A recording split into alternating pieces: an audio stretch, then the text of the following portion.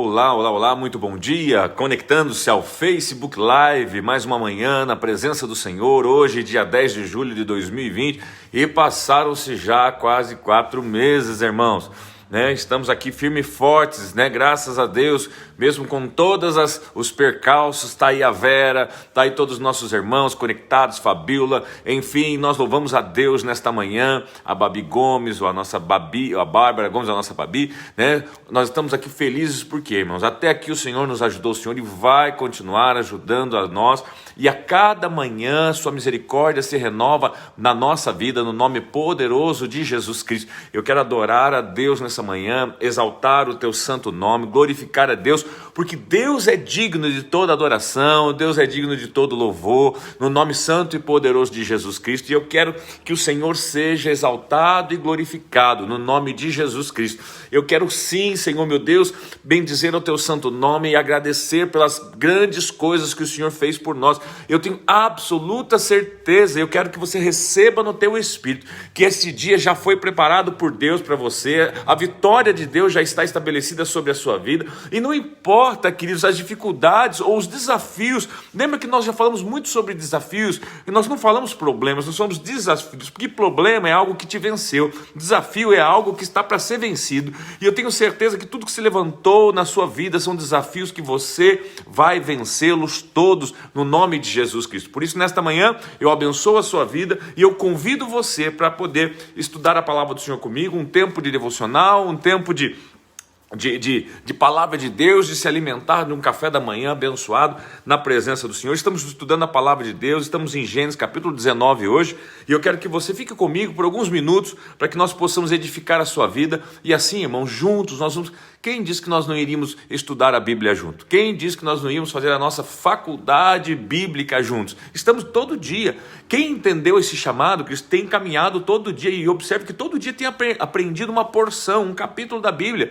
Às vezes a gente sai um pouquinho, vai para um tema específico, mas enfim, voltamos e estamos dando sequência. Já estudamos Apocalipse inteiro, já estamos praticamente aqui, uma boa parte do livro de Gênesis, e assim vamos continuar. Daqui a pouco acabamos a Bíblia rapidinho, estudamos, ficamos aptos e podemos recomeçar novamente a estudar, porque a palavra do Senhor se renova dia a dia.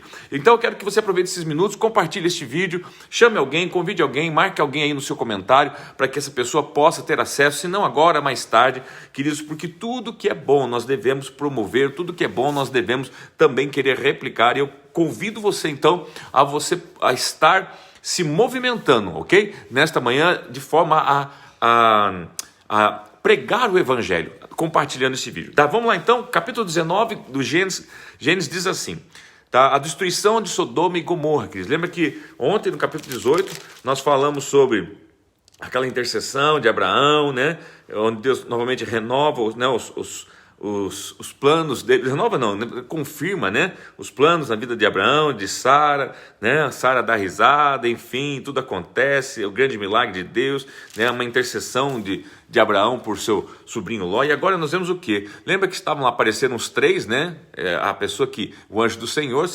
representando Jesus Cristo, o próprio Jesus Cristo, mas pode afirmar que é Jesus? Não, não pode se afirmar, mas subentende-se, que era o próprio Senhor.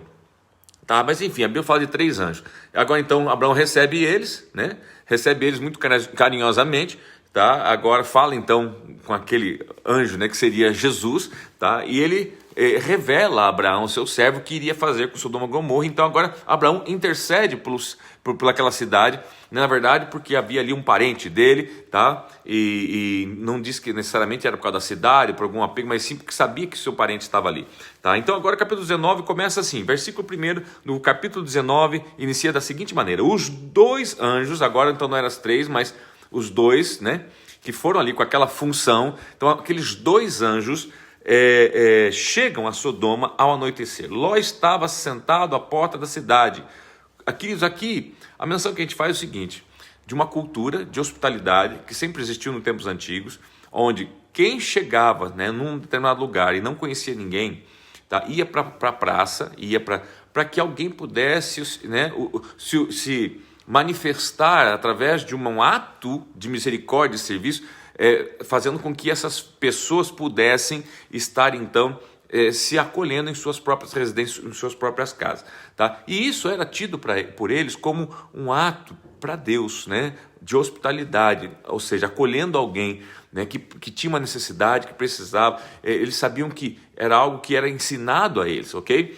Tá? Uma segunda hipótese seria o que? Ele era dono de uma hospedaria e estava ali esperando clientes, né? Tipo que nem cidadezinhas do interior. Às vezes, nunca esqueço uma vez que eu cheguei em Poços de Caldas. Aí você está chegando na cidade, já vem um pessoal de moto, te cerca, tá procurando um hotel, tal, vem, né? Mas eu acredito que não é essa opção, e sim a primeira, onde realmente eles buscavam, né, estar oferecendo ali um teto para quem não tinha teto, ok? Então observe agora, então, o versículo de número 2 diz assim: e disse, meus senhores, por favor, acompanhem minha casa do seu servo, lá poderão lavar os pés, passar a noite e pela manhã seguir caminho. Então observe que é bem acolhimento mesmo, tipo uma pousada, no sentido, vem, aqui você toma um banho, você come alguma coisa, descansa, e amanhã você prossegue o seu caminho. Mas os anjos falaram assim, não, passaremos a noite na praça, responderam. Até porque a função deles lá era checar, lembra? No capítulo anterior nós vimos, checar se tudo aquilo que estava chegando aos ouvidos de Deus era realmente verdade, né? E diagnosticar com seus próprios olhos, tá? Mas, versos 3, Ló, insistiu tanto com eles que finalmente o acompanharam e entraram em sua casa. Ló mandou preparar-lhes uma refeição, assar pão sem fermento, e eles comeram. Queridos, entendamos uma coisa: há momentos da nossa vida que nós precisamos insistir. Há momentos da nossa vida que nós temos que lutar com o anjo. Nós temos que dar uma de Jacó, né? Você lembra aquela música? Jacó segurou um anjo, não deixou subir, enfim. Você entende uma coisa: você nunca vai desrespeitar a Deus, muito menos os seres celestiais, se você brigar para estar com Ele. Irmão, você briga para estar com tanta coisa, você briga para ter dinheiro, você briga para ter família, você briga para ter posição, você briga, né? Então, que são coisas passageiras e que não leva a lugar nenhum. Agora imagina Deus ver você sendo chato, persistente, para que anjos residam ou descansem em sua casa. Imagina Deus vendo você chato, persistente, para falar, Senhor, eu não estou te pedindo prata, eu não estou te pedindo ouro, eu não estou te pedindo posição, eu só quero o Senhor, eu quero o Senhor na minha vida. Senhor, o Senhor não vai sair da minha vida, o Senhor não, se o Senhor chegou aqui agora, desculpa quem precisa de ti, eu quero o Senhor e eu vou segurar o Senhor que o máximo de tempo que eu puder. Nós vamos rolar no chão, você vai me quebrar, mas eu não te largo, porque, queridos, uma atitude como essa, se você ver na história, foi o que transformou Jacó de um enganador, tá, no Israel de Deus, Então, queridos, aprenda a insistir para Deus permanecer na sua vida, para Deus permanecer em sua casa, para Deus, ou os anjos de Deus, para permanecer com você, a presença do Espírito Santo. Por essa vale a pena brigar e morrer, tá? Então guarda isso no teu coração. Por isso, queridos, quando falarem para você assim, não, mas cuidado, tenha precaução, porque quando se trata das coisas de Deus, você precisa entender que tem que haver insistência. As coisas de Deus precisam ser tomadas à força, o reino é tomado à força. A palavra do Senhor diz isso. Grava isso no teu coração, que é uma chave para a sua vitória. Grava isso no teu coração. Um dia você vai manifestar isso poderosamente. Então, querido, versos 4. Ainda não tinham ido deitar-se quando os homens da cidade, aquela cidade de Sodoma, dos mais jovens aos mais velhos, aqui eu destaco, né? Os mais jovens aos mais velhos, ou seja, toda a cidade, cercaram a casa. Chamaram Ló e disseram, aonde estão homens que vieram à sua casa esta noite? Tragam-nos aqui para fora, para que tenhamos relações com eles. Observe que aqueles homens eram uns devassos, né? Sodoma, e não é à toa que hoje fala sobre o sodomismo, ou seja, né, que esses desejos inversos, né, de relações inversamente naturais, né? E eles já vinha desde esta época, era característica dessa cidade. Observe que aqui abrange dos jovens aos velhos, ou seja, a ponto que, para ficar bem claro a devassidão deles, que o próprio Ló, eu acho que numa insanidade, sabe Deus exatamente o porquê disso, eu não consigo entender, porque na minha cabeça também não consigo entender um pai oferecendo as duas filhas virgens para aqueles devassos, né? né, a gente ofereceria, sei lá, enfim, deixa para lá, uma cabaçada de pau, qualquer coisa, mas menos, né, as filhas da gente, mas tudo bem. Mas aqui tem todo um contexto que nós não vamos parar nisso agora, mas enfim, a prova é que aqueles homens falam, não, nós não queremos as mulheres virgens, nós não queremos as suas filhas virgens, nós queremos estes homens. Olha o nível de promiscuidade, de devassidão, de impureza. Era uma insistência sim, mas pelo contrário, queridos. É como nós vemos hoje, uma insistência, uma persistência por tudo que é contrário. Aqui eu não estou falando agora só do ato sexual, né, homem com homem, mas eu estou falando da resistência. Parece que tudo que é bom. Observe que existe uma resistência, tem pessoas que querem matar, né? Quem está promovendo justiça, quem está invocando o nome do Senhor e dizendo, Deus acima de todos, tem que matar esse. Gente, aonde estamos? Estamos na Sodoma. Sim, o que nós estamos enxergando é uma Sodoma, e talvez você nessa manhã seja o Ló, eu seja o Ló, tá? E devemos estar atentos sim, aguardando os anjos do Senhor que vão vir sim, para fazer algo. Ouça o que eu estou dizendo, guarda isso no teu coração, tá? Versículo de número 6, Ló saiu da casa, fechou as portas, Ló saiu da casa, fechou a porta atrás de si, e eles lhe disse, não, meus amigos, não façam essa perversidade, olhem, tenho 2 filhas que ainda são virgens, vou trazê-las para vocês façam com elas o que bem entender, mas não façam nada com estes homens, porque se acham debaixo da proteção do meu teto. O que aqueles homens fizeram? Versos 9, sai da frente, gritaram, tá? E disseram, este homem chegou aqui como estrangeiro, estava se referindo a Ló, e agora quer ser juiz? E agora quer vir dizer o que é certo, o que é errado, o que faremos ou não? Ele não é daqui, ele veio de fora para cá e agora está querendo dizer o que fazemos. Quem que é esse cara? Faremos a você, Ló, pior do que a eles. Então empurraram Ló com violência e avançaram para arrombar a porta, ou seja, eles iam entrar à força dentro da casa de Ló. Versos 10, nisso os 2 visitantes agarraram Ló, ou seja, os 2 agarraram, puxaram para dentro e fecharam a porta. Depois feriram de cegueira os homens que estavam à porta da casa, mas dos mais jovens aos mais velhos, de maneira que não conseguiu encontrar a porta. Ou seja, mesmo cegos eles tentavam encontrar a porta. Olha que terrível isso, irmãos, tá? Mas eles não conseguiram, tá? Versos 12, os 2 homens perguntaram a Ló, você tem mais alguém na cidade? Genros, filhos ou filhas, ou qualquer outro parente. Então observe que ainda que aquelas filhas eram virgens, mas elas já tinham pretendentes, né? Tire-os daqui, os anjos falaram, porque estamos para destruir este lugar. As acusações feitas ao Senhor contra este povo são tantas que ele nos enviou para destruir essa cidade. Ou seja, já tinha chegado a Deus, querido.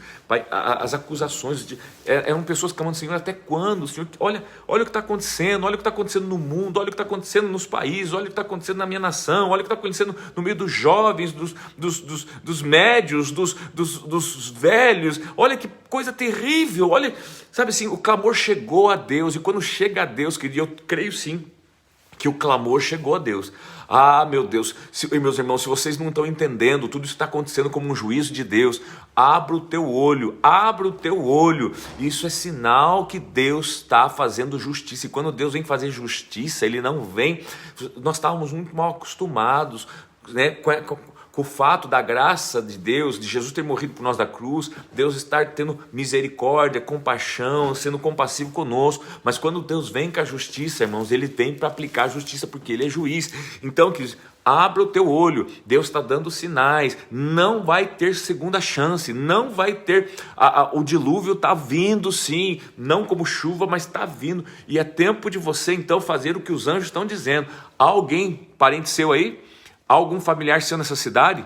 Corre para eles, pega eles e fala, vem comigo e vamos fugir deste meio, vamos fugir do que o mundo está promovendo, essa coisa de ódio, dessa coisa de raiva, dessa coisa de vingança, enfim, de uma vida sem lei. Vamos fugir disso, porque Deus está vindo com justiça. Então, queridos, guarda isso no teu coração e deixa o Espírito Santo falar o teu coração. A pastora lá dando um tchauzinho para vocês, né? Guarda isso no teu coração, né? E deixa o Espírito Santo falar o teu coração. Versos, então, de número 11. Depois feriram, 12. E os homens perguntaram a Ló, você tem mais alguém na cidade? Genros, filhos e filhas ou qualquer parente? Tire-os daqui, porque estamos para destruir este lugar. Acusações feitas ao Senhor contra este povo são tantas que ele nos enviou para destruir a cidade. Versos 14, então Ló foi falar com seus genros, olha como já tinha genro, os quais iam casar-se com as suas filhas. Ele lhes disse, saiam imediatamente deste lugar, porque o Senhor está para destruir a cidade. Queridos, olha só a benevolência do Senhor, mas olha só a displicência de quem não está nem aí. Eu acho que tudo é brincadeira, tá? Mas eles pensaram que que ele estava brincando. Irmãos, Deus manda Ló, falando, Ló, tira tudo que é teu, tudo que tem a ver com você. E deu isso o quê? A Jó, ou seja, o poder da intercessão, tá? E Ló foi, queridos, tá? Mas Ló, quando foi, os seus genros não acreditaram, acharam que ele estava brincando.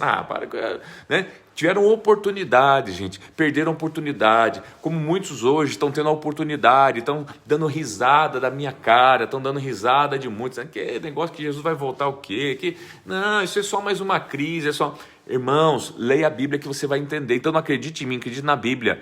Nós iniciamos os princípios das dores. Se você acha que vai ter os próximos 10 anos, então pague para ver. Não vai haver. Põe isso no teu coração, não vai existir, não vai. A palavra está se cumprindo, já iniciou o princípio das dores, tá? Na pior das hipóteses 7, mas 7 anos, queridos, tá? É a tribulação. Teoricamente o povo de Deus já não vai estar mais aqui, ou vai estar debaixo de muito sofrimento. Então acorda, porque o tempo de Deus chegou na tua vida, e agora você precisa despertar. Ou acha que é uma brincadeira, e olha só o que acontece, versos 15, ao raiar do dia, os anjos insistiram com Ló, dizendo, depressa, leve daqui sua mulher e suas 2 filhas, ou vocês também serão mortos quando a cidade for destruída. Ou seja, você está tendo chance, oportunidade, mas se você bobear, você também vai ser destruído, Ló. Tá? Verso 16, tendo ele hesitado, irmãos, ele marcou bobeira, Ló hesitou, olha só o que eles fizeram. Os homens agarraram pela mão, como também a mulher e as 2 filhas, e os tiraram dali à força, e os deixaram fora da cidade. Irmãos, eles foram arrastados pela misericórdia de Deus, e você vai entender o porquê que os anjos tomam essa atitude, porque os anjos falaram, ó, se apresse, porque senão vocês vão... E você vê que os anjos aqui, quase que num ato de desespero, pegam eles pelos cabelos, não é pelo cabelo, fala que pela mão, mas a impressão é que pegou pelos cabelos e arrastou eles para fora, tá? E por que isso, queridos? Olha só, verso 17, tá? Assim que tiraram da cidade um deles, disse Ló, fuja por amor à vida, não olhe para trás, e não pare no lugar nenhum da planície, fuja para as montanhas, ou você será morto. Fuja para as montanhas. Da onde me virá o socorro? Eleva meus olhos para os montes. De onde me virá o socorro? Vem do Senhor que fez os céus e a terra. Representa assim, corre para a montanha, porque sempre montanha representou, né, aonde Deus sempre se manifesta, lugares altos, enfim. Tá, mas olha só, Ló porém disse, não, meu senhor, seu servo foi favorecido pela benevolência, pois o Senhor foi bondoso comigo, poupando minha vida. Não posso fugir para as montanhas, senão esta calamidade cairá sobre mim e morrerei. Ele estava talvez pensando o seguinte, não vai dar tempo, eu não vou conseguir chegar, as montanhas estão muito distantes. Tá? Daí ele fala assim, aqui perto, então ele cita aqui perto dali, há uma cidade pequena, esta está tão próxima que dá para correr para lá. Ou seja, deixe-me ir para lá, mesmo sendo tão pequena, lá estarei salvo. Só que ele não ia estar salvo lá. Sabe por que ele não ia estar salvo lá? Olha só o que diz na sequência. Está bem, respondeu ele, os anjos. Também lhe atenderei este pedido. Eu vou atender. Não destruirei a cidade qual você fala. Por quê? Ele está dizendo assim, eu não vou destruir. Por quê? Ela ia ser destruída. Sim, Zoar ia ser destruída também. Mas ele fala assim, tudo bem, vou atender esse pedido. Ou seja, por tua causa, porque você está sendo até intrépido, Ló, né? Eu vou poupar essa cidade por amor a vocês que estão indo para lá. Então não vou destruir elas. Observe que Zoar ia ser destruída também, queridos. Verso 22, fuja depressa, porque nada poderei fazer enquanto você não chegar lá. Por isso a cidade foi chamada Zoar. Verso 23, quando Ló chegou a Zoar, o sol havia nascido sobre a terra. Então o próprio Senhor, observe que agora o próprio Senhor está dizendo, fez chover do céu fogo e enxofre sobre Sodoma e Gomorra. Assim ele destruiu aquelas cidades, todas as planícies, todos os habitantes das cidades e a vegetação. Mas a mulher de Ló olhou para trás e se transformou numa coluna de sal. Queridos, entenda uma coisa, queridos. Aqui, às vezes a gente se pega tanto na representação, tipo, ela olhou para trás e ficou uma estátua, ela morreu. Mas eu quero que você entenda o que significa isso. Olhar para trás é o quê? Quem olha para trás é quem tem algum apego, é quem tem alguma curiosidade olhar para trás, veja bem, se tem uma ordem dizendo não olhe para trás, e a pessoa olhou, de duas uma, ou porque ela tem um apego, ou porque ela não queria sair de lá, ou porque ela deixou lá, quem sabe, os seus bens, ou alguma coisa que ela... Ou porque era curiosa, tá? Mas o que acontece? Seja qual for, ela desobedeceu uma palavra vinda dos céus, tá? E o que acontece? Então ela vira uma estátua de sal, isso significa o quê? Ela morre. Ou seja, trazendo isso para hoje, você que fica vivendo de passado, você que vive dizendo que todos os problemas na sua vida é por causa do que você viveu lá, você fica olhando para passado, você não vai virar uma estátua de sal, mas não quer dizer que você não esteja morto. Você está morto nesse passado, você está preso a ele, você não consegue ir adiante, você travou, parou no meio do caminho. Então, pelo amor de Deus, pare de olhar para trás, olha para frente, olha para Jesus e segue. Não olha para trás, não mate a sua vida, não assassine, não se suicide e não pare no meio do caminho. Agora é hora de olhar para frente e avançar. Não é hora de você ficar olhando o que você perdeu com essa pandemia, o que você deixou de ganhar. Não, agora olhar para frente e dizer, eu preciso ir para os montes, eu preciso ir para montanha. Eu posso até dar uma paradinha e zoar, mas daqui a pouco você vai ver que ele já entende que ele tem que subir para o monte, tem que ir para Deus. Você pode até dar uma descansada, mas você tem que correr para Deus. Guarda isso no teu coração, queridos. Olha só, versículo de número, agora, só um pouquinho, 27. Na manhã seguinte, Abraão se levantou e voltou ao lugar onde tinha estado diante do Senhor. Olhou para Sodoma e Gomorra, para toda a planície, e viu uma densa fumaça subindo da terra, como fumaça de uma fornalha. Quando Deus arrasou as cidades da planície, lembrou-se de Abraão e tirou Ló do meio da catástrofe que destruiu as cidades onde Ló vivia. Por que Deus tirou Ló? Está escrito aqui. Deus lembrou de quem? De Ló? Porque Ló era justo? Deus lembrou de Abraão. Ouça o que eu vou te dizer e pega no teu espírito, irmão. Sabe por que Deus vai livrar o seu filho, a sua filha? Sabe por que Deus vai livrar os seus netos? Sabe por que Deus vai livrar os teus parentes?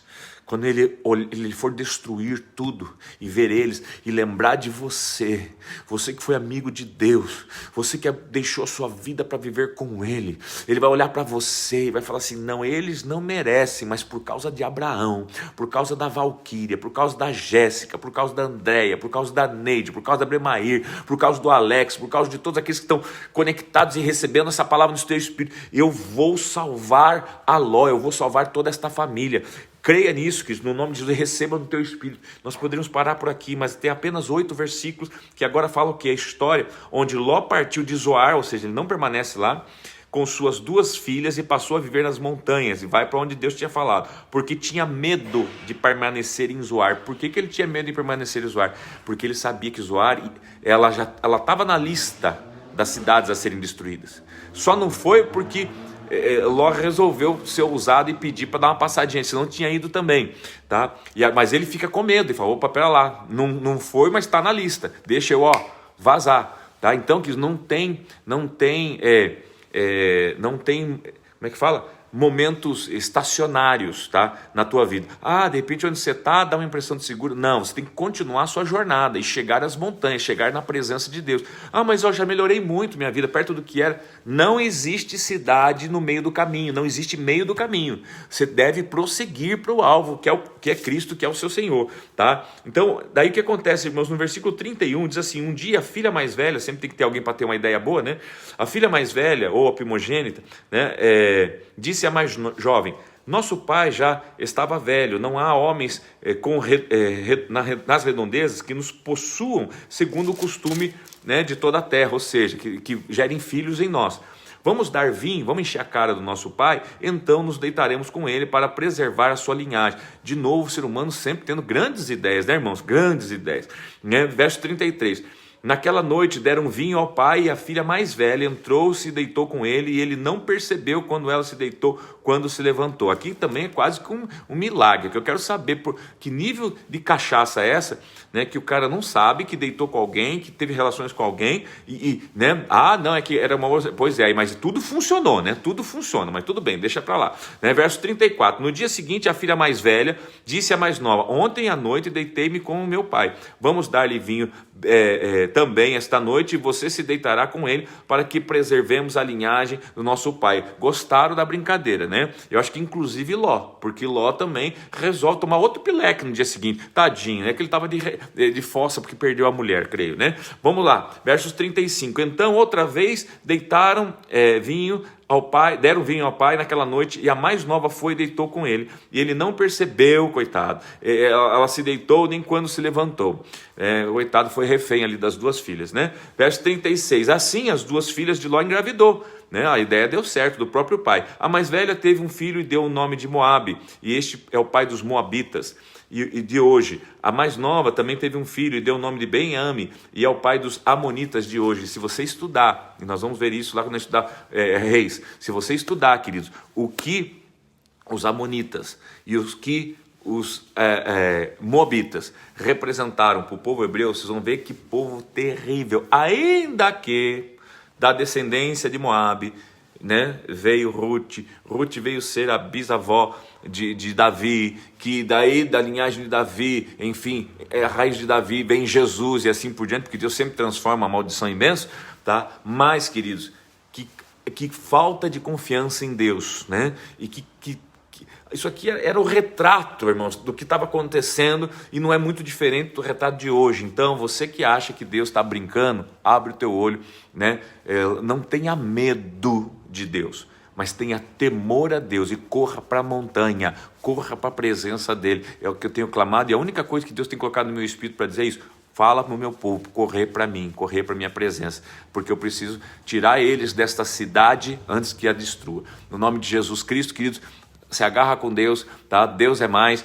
Não tenha medo, tenha temor, continua trabalhando, continua avante, continua, mas crendo em Deus e se apoiando em Deus e permitindo que Ele te fortaleça. Obrigado pela tua companhia, obrigado pelo teu carinho, Deus abençoe.